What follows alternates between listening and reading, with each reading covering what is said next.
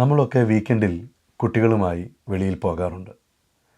എന്നാൽ കഴിഞ്ഞ ദിവസം രാജ്കോട്ടിലെ ഒരു ഗെയിം സോണിലുണ്ടായ തീപിടുത്തം, അതിൽ ഏകദേശം 30ഓളം പേർ കൊല്ലപ്പെട്ടു. പ്രായമായവരും കുട്ടികളും അടങ്ങുന്നതായിരുന്നു ആ സംഖ്യ. ഇത് നമ്മൾ ഓരോരുത്തർക്കും വലിയ ദുഃഖമാണ് ഉണ്ടാക്കിയത്. ഈ സംഭവത്തിന് ശേഷം പല കാര്യങ്ങളും നമുക്ക് ചിന്തിക്കാൻ കഴിഞ്ഞു. പല ചോദ്യങ്ങളും നമ്മുടെ മനസ്സിലുണ്ട്. ഇന്ന് അതേപ്പറ്റിയാണ് നമ്മൾ പറയുന്നത്. ഈ സംഭവം ആളുകൾ വെന്ത് മരിച്ചതാണ്. വെന്ത് മരിക്കുക എന്ന് പറഞ്ഞാൽ ഇപ്പം നമ്മുടെ കയ്യിലൊരു പൊള്ളലുണ്ടായാൽ നമ്മൾ എന്തുമാത്രം വേദന നമുക്ക് തോന്നും. അപ്പോൾ ശരീരമാസകലം പൊള്ളി ആളുകൾ മരിക്കുക എന്ന് പറഞ്ഞാൽ വളരെ വേദനാജനകമായ മരണമാണ്. അതൊരു ദുഃഖകരമായ കാര്യമാണ്. പിന്നെ കുട്ടികളാണ് മരിച്ചത്. അത് ദുഃഖമുള്ള അവരൊരു ജീവിതം മുഴുവൻ അവരുടെ മുമ്പിലുണ്ടായിരുന്നു.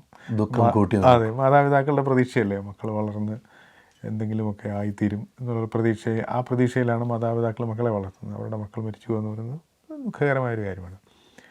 ഇതിലും പിന്നെ ഇങ്ങനെ ഒരു അപകടം ഉണ്ടായിക്കഴിഞ്ഞാൽ ഉടനെ കുറ്റപ്പെടുത്തലുകളാണ്. ആരാണ് അല്ലേ, ഇത് ഒഴിവാക്കാമായിരുന്നു, അങ്ങനെ പോയി. അതെ, പറയും പല കാര്യങ്ങളും വ്യത്യസ്തമായി ചെയ്യാമായിരുന്നു. അപ്പോൾ ചിലർ ഇതിൻ്റെയെല്ലാം കാരണം ഈ ഗെയിമിംഗ് ആണ് പറഞ്ഞ് അതിനെതിരെ സംസാരിക്കുന്നത്. പക്ഷേ ഗെയിമിങ്ങൊക്കെ ലോകത്തെല്ലായിടത്തും നടക്കുന്നതാണ്. അവിടെയൊന്നും ഇങ്ങനെ അപകടം ഉണ്ടാകുന്നില്ലല്ലോ. പ്രത്യേകിച്ച് ഇതൊരു അവധിക്കാലം കൂടെയാണ്. അതെ, അപ്പോൾ അവധിക്കാലത്തെ ആളുകൾ വിനോദത്തിന് വേണ്ടി ഉപയോഗിക്കുന്നത്, അതൊന്നും ഒരു തെറ്റോ അതിനെ ഒന്നും വിമർശിച്ചിട്ട് കാര്യമില്ല. പക്ഷേ ഇവിടെ നമ്മൾ ശ്രദ്ധിക്കേണ്ട ഒരു കാര്യം, ഈ വിനോദ ഉപാധികൾ, ഇപ്പോൾ നമ്മുടെ ഫൺ പാർക്കുകളൊക്കെ ഉണ്ട്, അമ്യൂസ്മെൻറ്റ് പാർക്കുകളൊക്കെ ഉണ്ട്. അവിടെ പല ഗെയിമുകളും അല്ലെങ്കിൽ പല റൈഡുകളും ഉണ്ട്. ഈ റൈഡുകളൊക്കെ നമ്മൾ പരിശോധിച്ചാൽ അതിനൊക്കെ ഒരു സേഫ്റ്റി സ്റ്റാൻഡേർഡുണ്ട്, അതിന് പ്രത്യേക നിയമങ്ങളുണ്ട്. അത് ഇന്ന കാര്യങ്ങൾ ചെയ്തിരിക്കണം, എങ്കിൽ മാത്രമേ ഈ യന്ത്രം ഉപയോഗിക്കാവുള്ളൂ, ഇതിൽ ആളുകളെ കയറ്റാവൂ എന്നുള്ള നിയമം. അത് ഓരോ ഗെയിമിംഗ് എക്യുപ്മെൻസിനും അല്ലെങ്കിൽ ഇവിടെ ഉപയോഗിക്കുന്ന ഉപകരണങ്ങൾക്കും ഉണ്ടായിരിക്കും. ഓക്കെ, അപ്പോൾ അത് ഒരു പ്രധാനപ്പെട്ട ഘടകമാണ്. പക്ഷേ ഇവിടെ ഇപ്പോൾ ഈ ഉണ്ടായത് അങ്ങനെയുള്ള ഒരു സ്ഥിരമായ ഒരു ഫൺ പാർക്കൊന്നും അല്ലായിരുന്നു. എനിക്ക് തോന്നുന്നത് അത് ഒരു ടെമ്പററി ആയിട്ട് താൽക്കാലികമായിട്ടുണ്ടാക്കിയ ഒരു സംഭവമാണ്. അവിടെ തീപിടുത്തം ഉണ്ടായി. ഈ വേനൽക്കാലത്ത് തീപിടുത്തം ഉണ്ടാകുന്നത് മിക്കവാറും ഇലക്ട്രിക് ഷോർട്ട് സർക്യൂട്ട് ആയിരിക്കും. അപ്പോൾ അവിടെ എനിക്ക് തോന്നി ഇതിൻ്റെയും റിപ്പോർട്ടുകളൊക്കെ അവിടെയാണ് വരുന്നത്. അതുപോലെ തന്നെ ഡൽഹിയിൽ ഉണ്ടായ ആശുപത്രിയിലുണ്ടായ തീപിടുത്തം, അതും കുട്ടികളാണ് മരിച്ചത്. അവിടെയും തീപിടുത്തം ഉണ്ടായതിനെക്കുറിച്ച് അന്വേഷിച്ചപ്പോൾ അവർ കണ്ടുപിടിച്ചത് ഷോർട്ട് സർക്യൂട്ടാണ് ഇതിൻ്റെ കാരണം. അതുകൊണ്ടാണ് തീപിടുത്തം ഉണ്ടായത്. ഇപ്പോൾ ഈ ആശുപത്രിയിൽ എയർ കണ്ടീഷണർ ഇല്ലാതെ പറ്റിയില്ല, കാരണം ICU ഒക്കെ ഉണ്ടല്ലോ, അപ്പോൾ AC വർക്ക് ചെയ്യിക്കണം. പക്ഷേ ഇവിടെയൊക്കെ നമ്മൾ ശ്രദ്ധിക്കേണ്ട ഒരു കാര്യം, നമ്മുടെ നാട്ടിൽ വളരെയധികം നല്ല നിയമങ്ങളുണ്ട്. നമ്മുടെ നിയമവ്യവസ്ഥ വളരെ നല്ലതാണ്. ഈ ലോകത്തിലുള്ള ഏത് നിയമവ്യവസ്ഥ എടുത്തു നോക്കിയാലും ഇന്ത്യയിലെ നിയമവ്യവസ്ഥ വളരെ നല്ലതാണ്. വളരെ നല്ല നിയമങ്ങൾ നമുക്കുണ്ട്. പക്ഷേ പണ്ടാരോ പറഞ്ഞതുപോലെ നമുക്ക് നല്ല നിയമമുണ്ട്, പക്ഷേ നമുക്ക് നീതി കിട്ടാറില്ല എന്ന്. ഇപ്പോൾ ഈ നിയമമൊക്കെ ഉണ്ടായിട്ടും ഇങ്ങനൊരു അപകടം ഉണ്ടായതിൻ്റെ കാരണം അന്വേഷിച്ച് ചെന്നാൽ നിയമം പാലിച്ചില്ല എന്നുള്ളതാണ്. ഇപ്പോൾ ഈ നിയമം പാലിക്കുക എന്ന് പറഞ്ഞാൽ, ഇപ്പോൾ ഞാനൊരു ഉദാഹരണം പറയാം, നമുക്ക് പെട്ടെന്ന് മനസ്സിലാവുന്ന ഒരു ഉദാഹരണം പറയാം. നമ്മുടെ വീട്ടിലൊക്കെ പ്ലഗ് 5 ആംപിയറിൻ്റെ പ്ലഗിലാണ് നമ്മൾ സാധാരണ ഫോൺ കുത്തുന്നതും ഒരു എന്തെങ്കിലും ഒരു സാധാരണ ഇലക്ട്രിക്കൽ അപ്ലയൻസ് കുത്തുന്നത്. ടി വി ഒക്കെ കുത്താം, 5 ആംപ്സ് മതി. എന്നാൽ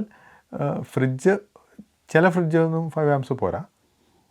പിന്നെ ഹീറ്റർ, അതുപോലെ അവൻ, ഇലക്ട്രിക് അവൻ, എയർ കണ്ടീഷണർ, ഇതൊക്കെ കൂടുതൽ പവർ എടുക്കുന്നതാണ്. അപ്പോൾ അത് 5 ആംപ്സിൻ്റെ കണക്ഷനിൽ കൊടുത്താൽ അത് വർക്ക് ചെയ്യും, പക്ഷേ അതിനല്ല ഡിസൈൻ ചെയ്തിരിക്കുന്നത്. അത് ഉണ്ടാക്കിയിരുന്നതിൻ്റെ വോൾട്ടേജ് കൂടുതലാണ്. അപ്പോൾ നമ്മൾ ചെയ്യേണ്ടത് ഈ ഇലക്ട്രിക് എക്യുപ്മെൻസിൻ്റെ വോൾട്ടേജ് എത്രയാണെന്ന് നോക്കിയിട്ട് 5 ആംപ്സിൽ കൂടുതലുള്ളതാണെങ്കിൽ ഒരിക്കലും നമ്മുടെ സാധാരണ സ്വിച്ചിൽ സോക്കറ്റിൽ അത് കണക്ട് ചെയ്യരുത്.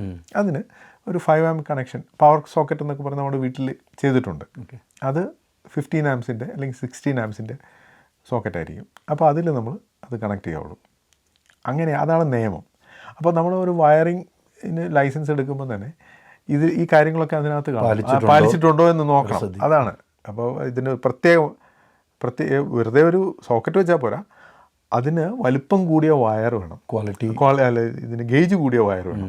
കാരണം ഇതിൽ കൂടെ കൂടുതൽ കറണ്ട് ഈ എക്യുപ്മെൻറ്റ് എടുക്കും. അപ്പോൾ കൂടുതൽ കറണ്ട് ഒരു വയറിൽ കൂടെ കടന്നു പോകുമ്പം അത് ചൂടാകാനുള്ള സാധ്യതയുണ്ട്. അപ്പോൾ വണ്ണം കുറഞ്ഞ വയറാണെങ്കിൽ അത് ചൂടായിട്ട് ആ ചൂട് പിന്നെയും കൂടും. കാരണം ചൂടാകുമ്പോഴത്തേന് അതിൻ്റെ ഈ റെസിസ്റ്റൻസ് കൂടും. റെസിസ്റ്റൻസ് കൂടിക്കഴിയുമ്പോൾ പിന്നെയും ചൂട് കൂടും. അപ്പോൾ അതൊരു സൈക്ലിക് പ്രോസസ്സാണ്. അപ്പോൾ അങ്ങനെ അതിൻ്റെ ചൂട് കൂടിയിട്ട് അതിൻ്റെ ഇൻസുലേഷൻ കത്തിപ്പോയാൽ പിന്നെ സ്പാർക്ക് ഉണ്ടാവും. അടുത്തത് സ്പാർക്കാണ്. അപ്പോൾ ഇതിപ്പോൾ നമ്മൾ ഒരു AC 5 amps കുത്തിയ ഉടനെ ചിലപ്പോൾ ഓഫായി എന്ന് വരികയില്ല, വർക്ക് ചെയ്യും. വർക്ക് ചെയ്യുന്നുണ്ടല്ലോ എന്നാൽ ഇതാണ് മിക്കവാറും സംഭവിക്കുന്നത്. അപ്പോൾ ഒരു എയർ കണ്ടീഷണർ യൂസ് ചെയ്യുന്നുണ്ടെങ്കിൽ അതിന് തീർച്ചയായും 5 amps സ്വിച്ച് മാത്രം പോരാ, അതിൻ്റെ പുറകിലുള്ള വയർ, അത് അതിൻ്റെ കണക്ഷൻ എടുത്തിരിക്കുന്നത് ആ വയറിങ് മുഴുവൻ ഗേജ് കൂടിയ ആണെന്ന് ഉറപ്പ് വരുത്തണം. നിയമമുണ്ട്, പക്ഷേ നമ്മൾ എവിടെയെങ്കിലും അതിപ്പോൾ ഈ വയറിംഗ് എന്നൊക്കെ പറഞ്ഞ് ഭിത്തിക്കകത്താണല്ലോ, നമുക്ക് പെട്ടെന്ന് ചെക്ക് ചെയ്യാനൊക്കത്തില്ല. അപ്പോൾ ആ കാര്യത്തിൽ ആരെങ്കിലും ഒരു വീഴ്ച വരുത്തിയിട്ടുണ്ടെങ്കിൽ അത് തീപിടുത്തത്തിനുള്ളൊരു സോഴ്സാണ്, ഒന്നാം തരം സോഴ്സാണ്, മറിഞ്ഞിരിക്കുന്ന സോഴ്സാണ്. ചൂട് കാലത്ത് നമ്മൾ AC ഓൺ ചെയ്യുന്നു, AC കുറേ നേരം വർക്ക് ചെയ്യുമ്പോൾ ഇതിനകത്തൂടെയാണ് കറണ്ട് വരുന്നു, പാസ് ചെയ്യുന്നത്, അത് ചൂടാകുന്നു, അത് കത്തുന്നു, ഇൻസുലേഷൻ പോയാൽ അവിടെ തീപിടുത്തം ഉണ്ടാവും. വേറൊരു കുഴപ്പമെന്ന് വെച്ചാൽ ഈ അകത്ത് തീപിടുത്തം ഉണ്ടായാൽ അത് ആരും കാണുകയില്ല, അത് ഒരു വലിയ തീയായി കഴിഞ്ഞാൽ പുറത്ത് കാണുള്ളൂ, അപ്പോഴേക്കും വളരെ വൈകിപ്പോയിരിക്കും. അപ്പോൾ ഇത്തരം അപകടങ്ങളിൽ നിന്നൊക്കെ നമ്മൾ മനസ്സിലാക്കേണ്ട ഒരു കാര്യം, നമ്മുടെ നാട്ടിലുള്ള നിയമങ്ങൾ വളരെ നല്ലതാണ്. അത് പാലിക്കാനായിട്ട് നമ്മൾ സ്വയം തീരുമാനിക്കുകയും തയ്യാറാകുകയും വേണം. ഇപ്പം ഞാൻ ഈ വയറിങ് ചെയ്തില്ലെങ്കിൽ എനിക്ക് ലൈസൻസ് കിട്ടുകയില്ല, അതുകൊണ്ട് ഞാൻ മാറുന്നു. പക്ഷേ നമ്മൾ പലപ്പോഴും ചെയ്യുന്നത് ലൈസൻസ് കിട്ടാൻ വേണ്ടി വയറിൻ്റെ വലിപ്പം കൂട്ടുന്നതിന് പകരം മറ്റ് പല കാര്യങ്ങളും ചെയ്ത് സോൾവ് ചെയ്യാനാണ് നമ്മൾ നോക്കുന്നത്. അതൊരു മിടുക്കായിട്ടാണ് നമ്മൾ കണക്കാക്കുന്നത്. പക്ഷേ അവസാനം ഇങ്ങനെയുള്ള വലിയ ദുരന്തങ്ങളിൽ അത് എത്തിച്ചേരും. അപ്പോൾ അതുകൊണ്ട് പ്രത്യേകിച്ച് കറണ്ട് പോലെയുള്ള കാര്യങ്ങളിൽ നമ്മൾ അതീവ ശ്രദ്ധ വേണം. ഈ അപകടങ്ങളുടെയൊക്കെ ഒരു പ്രധാന കാരണമെന്ന് പറയുന്നത് നമുക്ക് നിയമം അനുസരിക്കാൻ മനസ്സില്ല, അല്ലെങ്കിൽ അതിനെ നമ്മൾ ഒഴിവാക്കാൻ നിസ്സാരമായി കാണുന്നു എന്നുള്ളതാണ്. ചിലപ്പോൾ നമ്മൾ യാത്ര ചെയ്യുമ്പോൾ നമ്മൾ ലേറ്റായിട്ട് നമ്മൾ സിഗ്നലുകളൊക്കെ ചാടാറുണ്ട്. നമ്മൾ ഓർക്കും നേരത്തെ അവിടെ എത്താൻ വേണ്ടിയാണ്, പക്ഷേ ചിലപ്പോൾ നേരത്തെ വേറെ എവിടെയെങ്കിലും. ശരിയാണ്, അത് നമുക്ക് അന്നേരം രക്ഷപ്പെട്ടെങ്കിലും അടുത്തുള്ള വാഹനങ്ങൾക്ക് അത് ബുദ്ധിമുട്ടായിട്ട് വരാറുണ്ട്. ഇത് പല മേഖലകളിലും ഉണ്ട്. ഇതിപ്പോൾ ഇപ്പോൾ ഈ തീപിടുത്തമായിട്ട് ബന്ധപ്പെട്ട് നമ്മളിത് പറഞ്ഞെന്നുള്ളൂ. ഇപ്പോൾ വേറെ നിയമങ്ങൾ ഉണ്ട്. ഇപ്പോൾ ഒരു കെട്ടിടം പണിയിലുള്ള നിയമങ്ങളുണ്ട്. ഇപ്പോൾ ഒരു വലിയ ഉയരമുള്ള കെട്ടിടം പണിയാണെങ്കിൽ അതിന് ചുറ്റും ഇത്ര അടി വീതിയിൽ സ്പേസ് ചുറ്റും ഉണ്ടായിരിക്കണം. അപ്പോൾ നമ്മൾ വിചാരിക്കും എന്തിനാ വെറുതെ ഈ സ്ഥലം കളയും, നമുക്ക് അവിടെ ബിൽഡിംഗ് പണിയാവും. അതിൻ്റെ കാരണം ആകെ 4 സെൻറ്റോ 3 സെൻറ്റോ അങ്ങനെ തോന്നും നമുക്ക്. പക്ഷേ വലിയൊരു കെട്ടിടം പണിയാണ്, അതായത് 4 നിലയിൽ കൂടുതലുള്ള കെട്ടിടം പണിയാണെങ്കിൽ അവിടെ ഒരു തീപിടുത്തം ഉണ്ടായാൽ ഫയർ എഞ്ചിൻ വരണം. പുറത്ത് സ്ഥലമില്ലെങ്കിൽ ഫയർ എഞ്ചിൻ എങ്ങനെ വരും? അല്ല, ഈ അപകടം നടന്ന സ്ഥലത്ത് രാജ്കോട്ടിൽ അവർക്ക് അകത്ത് കയറാനും പുറത്തിറങ്ങാനും ഒരു എക്സിറ്റേ ഉള്ളായിരുന്നു എന്നാണ് കേട്ടോ. അപ്പം അതും ഒരു ഇപ്പോൾ പല സ്ഥലങ്ങളിലും ജിബുവിനറിയാം, ചില ഹോട്ടലുകളിലൊക്കെ ഇടയ്ക്കിടയ്ക്ക് അവർ ഫയർ ഡ്രില്ല് നടത്തും. അവരൊരു അലാം അടിച്ചിട്ട് എല്ലാവരോടും ഇവാക്യുവേറ്റ് ചെയ്യാൻ പറയും. ഇതൊക്കെ ഈ ആവശ്യത്തിന് പുറത്തു പോകാനുള്ള സ്ഥലമുണ്ടോ എന്നൊക്കെ ഉറപ്പുവരുത്തുകയാണ്. അപ്പോൾ ഒരു വാതിലേ ഉള്ളെങ്കിൽ അതിൽ കൂടെ രക്ഷപ്പെടാൻ സാധിച്ചാലും പക്ഷെ അവിടെ സ്റ്റാമ്പേഡ് ഉണ്ടായ ആൾക്കാർ മരിക്കും.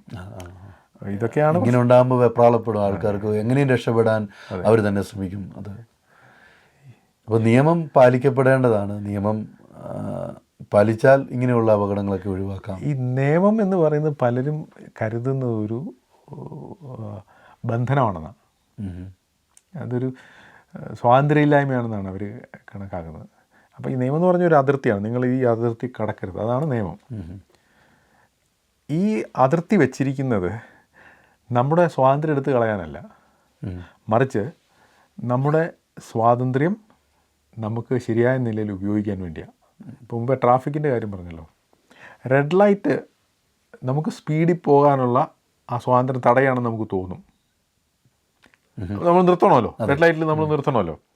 പക്ഷേ ഈ റെഡ് ലൈറ്റ് മാറി ഗ്രീൻ ലൈറ്റ് ആകുമ്പോൾ നമ്മൾ വേറെ എങ്ങോട്ടും നോക്കണ്ടല്ലോ, നേരെ വിട്ടുപോയാൽ പോരെ. അതെ, മനസ്സിലായോ? അപ്പോൾ ഈ റെഡ് ലൈറ്റും ഗ്രീൻ ലൈറ്റും ഉള്ളതുകൊണ്ടാണ് നമ്മുടെ അവസരം വരുമ്പോൾ നമുക്ക് യാതൊരു ഇനി വണ്ടി സൈഡിൽ നിന്ന് വരുമെന്ന് പേടിക്കാതെ ഓടിക്കാൻ പറ്റുന്നത്. അപ്പോൾ നിയമമാണ് ശരിക്കും നമുക്ക് സ്വാതന്ത്ര്യം നൽകുന്നത്. നിയമം സ്വാതന്ത്ര്യം എടുത്ത് കളയുകയല്ല.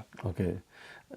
നിയമം നമ്മൾ ഇപ്പം ബൗണ്ടറി ആണെന്ന് പറഞ്ഞു, നമുക്ക് അവിടെ വരെ പോകാം, ഇതാണ് നമ്മുടെ സ്വന്തമായിട്ടുള്ളത്. അപ്പോൾ തന്നെ നമ്മുടെ ബൗണ്ടറി സൂക്ഷിക്കുമ്പോൾ മറ്റുള്ളവൻ്റെ ബൗണ്ടറി നമ്മൾ ബഹുമാനിച്ചില്ലെങ്കിൽ അവിടെ അത് ശരിയാണ്, അത് ശരിയാണ്.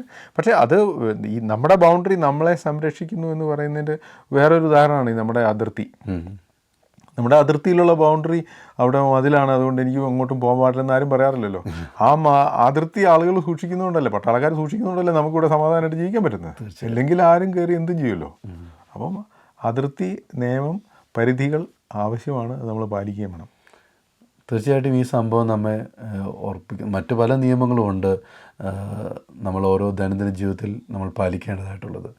ഇന്ന് ഈ സംഭവത്തിൽ നമുക്ക് മനസ്സിലാക്കേണ്ട ഒരു കാര്യം, നിയമങ്ങളെ അനുസരിക്കുക. രാജ്കോട്ടിലുണ്ടായ ഗെയിം സോണിലെ തീപിടുത്തം നമുക്ക് വളരെ ദുഃഖത്തോടെയാണ് അതിനെ കാണുന്നതെങ്കിലും പല കാര്യങ്ങളും നമുക്കതിൽ നിന്ന് മനസ്സിലാക്കാനുണ്ട്. നിയമങ്ങൾ ഉണ്ടെങ്കിലും നിയമങ്ങൾ പാലിക്കപ്പെടാതെ പോയതാണ് അതിൻ്റെ ഒരു കാരണം.